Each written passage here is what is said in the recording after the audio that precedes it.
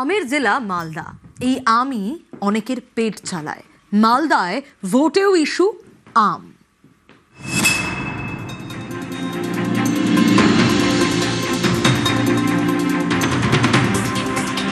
ফলের রাজা আম আর আমের জেলা মালদা।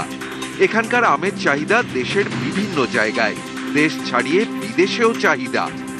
আম মালদার অর্থনীতির মেরুদণ্ড, অনেকের পেট চলে, ভোটেও তাই ইস্যু আম।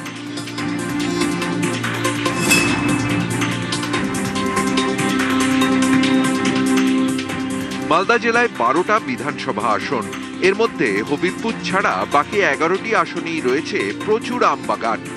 জেলা উদ্যান পালন দপ্তরের তথ্য অনুযায়ী এবছর 31,870 হেক্টর জমিতে আম চাষ হয়েছে। এই জমি থেকে 3 লক্ষ মেট্রিক টন আম উৎপাদনের সম্ভাবনা।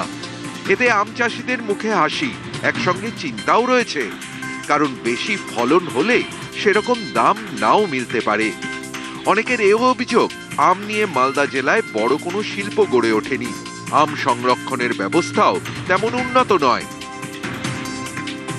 আগে তো ধরেন ভালো লাভ হতো, যখন বাংলাদেশ আমটা যেত তখন ভালো লাভ হতো। এখন ধরেন তার চাইতে খরচ পড়ে গেছে 4 গুণ বেশি। আগে লেবার সস্তা ছিল, এখন লেবারের দাম বেশি, সবকিছু বিষের দাম একদম। কোনোবার হচ্ছে কিছু কিছু, যেমন গতবার লস হয়ে গেল। সরকার থেকে যদি এটা কোনোটা প্রজেক্ট তৈরি করে দিয়ে মালদায়, যে এই আমটাকে এরকম প্রসেসিং করে যা কিছু করার সেটা বাইরে পাঠানো, তাইলে আমরা হয়তো উপকৃত হব। মালদাতে আমের উপর নির্ভর করে মালদার একটা মাদার ফুড প্রসেসিং ইন্ডাস্ট্রি তৈরি করার জন্য, যাতে করে আমরা মালদার পাল্প রাউন্ড দ্য ইয়ার সারা বিশ্বে আমরা রপ্তানি করতে পারি। সেদিকে কিন্তু কেন্দ্রীয় সরকারকে আমরা বারবার চিঠি লিখেছি, কিন্তু ভোটের রাজনীতি অন্য জিনিস। আদতে আমরা এসব সুযোগ সুবিধা থেকে বঞ্চিত। জেলার একমাত্র অর্থনীতি, পশ্চিমবঙ্গের একটা বৃহৎ অর্থনীতি আমের উপর নির্ভরশীল, আমরা এখান থেকে বঞ্চিত হচ্ছি। এই বছর আমরা 300 থেকে 500 মেট্রিক টনের মতো টার্গেট নিয়েছি, এবং এই আমটা একটু কোয়ালিটি আম করার জন্য বেশ কিছু আইডেন্টিফাইড কৃষককে আমরা ট্রেনিং দিয়ে সিআইএসসিও সহযোগিতা করছেন, এবং ব্যাগিং করব যাতে করে একটু কালারটা আরো বেটার হয়। এই বছর আমরা টার্গেট নিয়েছি 300 থেকে 500 মেট্রিক টনের উপর আম পাঠাবো বিভিন্ন প্রান্তে।